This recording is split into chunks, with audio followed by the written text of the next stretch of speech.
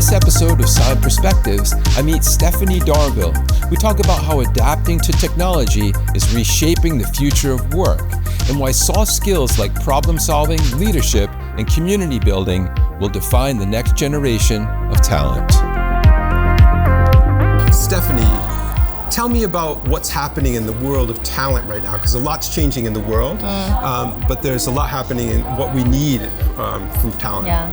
I think one thing that's like most kind of stands out for me is also what type of skills people need and what type of skills people are wanting to have. So a lot of people specifically, of course, adapting to technology and AI and machine learning, of course that's an important one. But one of the, if you actually look at World Economic Forum, on the top 10 skills that will be needed by 2030, 7 out of 10 of them are what we call soft skills. Right. I actually hate that word. I just say human skills, but it's about problem solving, it's about leadership, it's about bringing people together, it's community, and those are the skills that are going to be that's going to allow people to be the most competitive. So I think we're filled with this idea that actually we need to be, tech-centric only in our skill development, but making sure that we actually keep what the human skills are and what makes us keep going. That's one of the most important things for the talent. When you talk about skills and human skills, it feels like it's something that can be learned as well as something that's natural.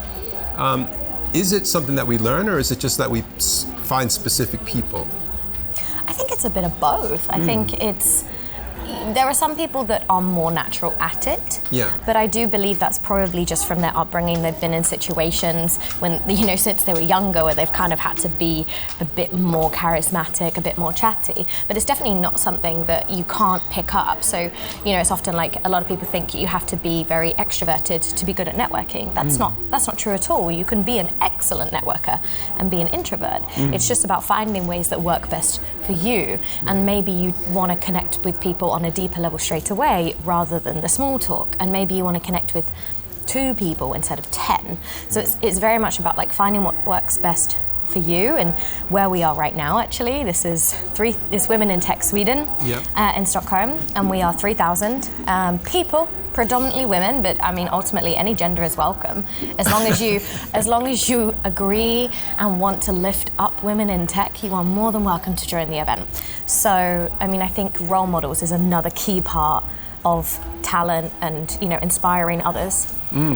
When you think about like women in tech, what are the kinds of people that are coming into this forum, and what are they looking for? That's interesting, because I think it's kind of two-pronged. Like, you have some people that are, like some of the people we saw on stage today, very young in their career, but they are role models because of how passionate they are about programming, how passionate they are about coding, and they've been doing that since they were a kid. And those are the people that there's a lot of companies fighting to get. But at the same time, you see a huge amount of women who are reskilling into tech. So don't allow, if you haven't had a career in tech thus far, don't allow that to dissuade you from going in, because we as humans are always upskilling, we're reskilling, and I know some fantastic people that used to be a chef and now they're a developer, and they reskill, and there's so much resources out there to do it. So I think there are kind of two-pronged people that have been doing this since they were kids, because they were very passionate and are now entering the workforce. But then you also have people that have been in the workforce for maybe 15 years already, but have been in another profession, and this now is what's driving them to reskill.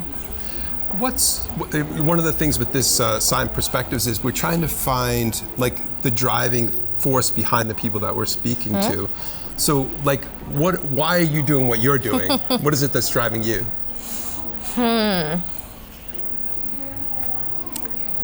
One thing that always drives me is like connecting with people, lifting others up. I think that's why I like having the moderator role, because my role is to make everyone else feel good. And then, there's less of a spotlight on me as such, because it's more setting the scene and allowing people to kind of be their best selves. That's something that definitely motivates me. And then I'm just very curious about learning about new ways of technology, new people. I'm not a tech developer and I'm not an engineer by trade, but since entering the startup ecosystem, you can say I'm like tech adjacent. And I think that curiosity is something that keeps me going, where I love connecting with people who are experts in a field I've never even heard of. And I think that mentality of like, I can be a mentor in something, I can also be a learner or a mentee, and you can teach me something and vice versa. Yeah, so interesting. Was there a transitional moment when you decided, I'm going to go into this stuff, moderating things and talking about, business and the human side of things? Was there a moment when you thought, I've got to do this? No, really, like I don't think there's like a eureka moment that it happened. It was like I think like a lot of things, it's a very gradual thing. So I used to work in corporate and I worked in the travel industry, and then I was on sick leave and then I got made redundant, and so I kind of just like fell forward literally into the startup ecosystem. And I'd thought about having my own company before, but I hadn't put pen to paper, and then kind of I was in that situation where I didn't have anything fixed, so I thought, well, let's give it a go. And then I just kept going again and again, and I thought, okay, let's give it like 3 more months and let's see. So when we first built the startup idea that I previously had, we said, let's wait 3 months and pitch for investment. If we get investment, we'll keep going. And then we got investment, and we're like, okay, well, we've got investment to last us 6 months, so let's do 6 more months and see if we get more investment. And then we did, and then see if we can launch the product. And so I think often people expect some kind of eureka moment, and for most of us that's not really true. No, it's not it's very much like, is this what I want to do right now? Yes. Do I know I want to do this for the rest of my life? I don't know, that's too big for me to think about. But for me, I just know I'm really enjoying this now, and I want to do it tomorrow, and I want to do it next month, and I want to do it, for the next few months, and then we'll see how that develops. We're at Women in Tech, as we mentioned. What are some of the top things that you've learned or found out that were surprising today or through the day? So many different things. One of the talks I really, really enjoyed was Christina, who's come over from Chicago, and she has built an online community and a social media following that's called She Builds Robots, and it's very centric around encouraging more girls to get into coding. But she started less than a year ago, or in April last year, so almost exactly a year ago, and she already has 361,000 followers. Wow, so it's really skyrocketed, and I think what it is like she took the entry level to start coding was so little, so it started with some lights on a skirt, and I think a lot of people think if I'm going to get into programming it has to be I have to code an app. Right. Whereas it could just be, hang on, this is a fun, let me put some lights in my jacket and program them to light up, intermittently. And I think when you see role models who are lowering the entry, the barrier to entry, that inspires you to kind of get going, as I said, a little bit at a time. Yeah. Don't think you need to jump in at the deep end straight away. When you are talking to different people, is there a standard set of questions or things that you always ask? You think, oh, what about this? Or, tell me what you might ask. No,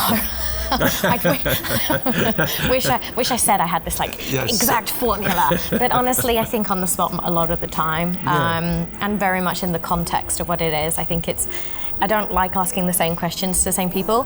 One, because it's boring for the people and it's boring for the audience, and it's boring for me. So but I do try and insist on having a pre-meeting with all the people I'm going to be interviewing on or introducing on stage. And so I hear from them, how would you like me to introduce you? How would you like to be interviewed?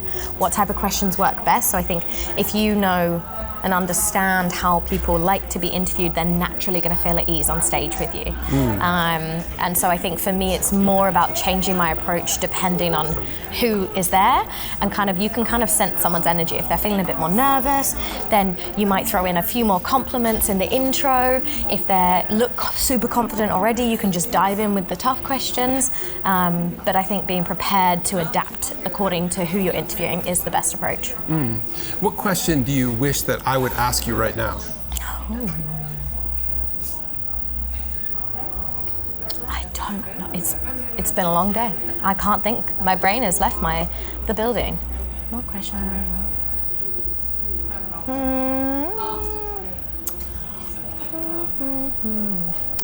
Why is it important? Maybe. I'm thinking out loud now. Why is it important to have organizations like this, like Women in Tech? Why is it important to have organizations like this, Women in Tech? I think it's so important to have organizations like this because, as we know, having a sense of community has a huge impact on our just enjoyment of life. And so being able to meet and connect with people has a big impact. But I think as well, like, Women in Tech is the brand, Women in Tech Sweden, but now we're about to hit 30,000. Wow. As of this morning, we were like 29,820. You're there already now, by the end of the day, I want to get to the 30,000, but like that just shows how much people want that sense of community. But it's not just women in tech, you know, as an umbrella, it's everyone. We just want more equity and inclusion in tech. So that includes people of color, that includes people who are neurodivergent, people that come from different backgrounds, different classes and everything. And I think the more we can speak about like the nuance, like wanting to make a fairer and more equitable work environment for everybody, the better, because it's very much not a like, should we, you know, is it male and is it female? There's so many other layers to it. One of the things, of course, especially when we talk about tech, it seems to be often engineering driven. And if you're thinking about building a team, people say diversity or even cognitive diversity is important. But what elements do you think is important? You know, let's say that you have a great idea and you want to build a team, and then you hear about women in tech, you're like, oh, there are women that are doing the same thing, and you know, how would that? How do you think we could, how to build a team? Yeah, how to build a team and who to look for your team. I think, and I do strongly believe in this, and I think I also have a selfish desire for it, but I think people should be hiring more generalists because often job ads are written for specialists and people think they want to hire specialists. But if you're building a team and you're a small company, the more varied and diversified skill set your team has, the quicker you'll be able to move. Whereas if you have someone that's only ever done like one specific job and that works perfectly in a bigger company, but in a small company you're constantly having to jump, pivot, move up, move down, and constantly changing the goalposts as well as, you know, what you're actually trying to achieve in the direction, the better. And so I think often because it's easier to write a job description or easier to talk about hiring a specialist, people fall into that trap when actually what we should be doing is hiring more generalists. So if I were to build a team today, I would look specifically for generalists and their experience rather than their job titles or the length, but like hear from them what they've learned and look to see just how curious they are. Right. You know, there's this kind of like list. If you're starting a company, you got, you know, your CEO, your CTO, your CIO, and all this kind of stuff. It feels like, especially with AI growing so fast, that the whole, like the need for certain jobs is going to be completely shifting. Yeah. What do you think in terms of like, let's say, what should people be learning right now to like be the most marketable that they can be? We say generalist, I get that, but is there something that if you're interested in this that you should be learning and grasping and diving into? I think the more you're on top of like most tech trends, the better. And no, you don't have to deep dive into everything, but the more you understand what technology is out there, how can that help us, how can that, you know, allow us to move faster and not be afraid of it, but actually using it to your advantage, the better. So I think it's more kind of the openness to different tech platforms. But then, as I said at the beginning, like, you know, the skills that we normally, like the problem solving skills, the, you know, conflict management skills, the empathy, like that's one of the biggest skills for leaders. So I think that don't forget that, you know, don't just focus on like textbook stuff, focus on, you know, building the team and working with different dynamics and different people. A lot of people talk about mindset when it comes to finding people. How do you develop and create a great mindset, and how do you identify it? I think it takes a long time to do that. It's definitely not done overnight, but I think the more you keep like a level playing field and very open conversation amongst the team, then they all feel part of building the culture and like the mindset or the values of the company. And so starting the conversation a lot earlier on. Don't start it when you realize there's a problem with your culture and then try and work backwards. Just start from the beginning and be very open to all ideas as well. If you're going to think of like some big questions we should be asking ourselves right now, what are those big questions? What might they be? How is my role going to develop in the next 2 years? like the role that I do now, how will it shift and change? And if it's going to shift and change by this much, what are the skills I should start learning today? So I would kind of go backwards and start thinking about how I would do that, kind of think backwards. And also, do I enjoy what I'm doing? Do I want to keep doing this, or do I want to shift, or do I want to risk go into a certain area? And don't be afraid to do it. You don't have to quit your job tomorrow and do it, but just start learning about things in the evenings or in your free time.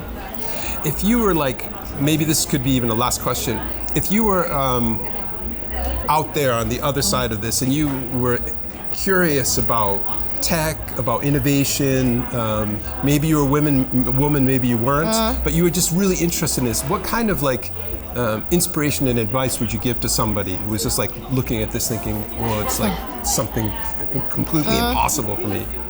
Join a community like Women in Tech, because people are a lot, like at the beginning of the day we had someone that was speaking about, loneliness is one of the biggest things that impacts, us and like how long we live as well, the more community we have. But often it feels like there's a lot of like social risk. So the risk for me to turn up to something by myself feels too big that often I would just sit at home on my sofa. But if you actually focus instead on join a community and then automatically have the door open for you, if you go to another environment, then you have, already 10 allies. So I think focusing as much as you can on finding the communities that work best for you and that you're aligned with. That sounds fantastic. Nice. Yeah, thanks so much for joining me today. It was great to meet you. Thank you. Thank you so much for coming. See you next time. See you next time. SIME Perspectives is written and produced by Roland Williams and Gary Fabbri. Share your perspectives with Gary Fabbri on LinkedIn or Instagram. Support comes from Innovation Pioneers, the collective learning network for innovation capabilities. Epicenter, the power of community scaling ideas into impact. And the SIME Conference, exploring tech, business, and humanity together.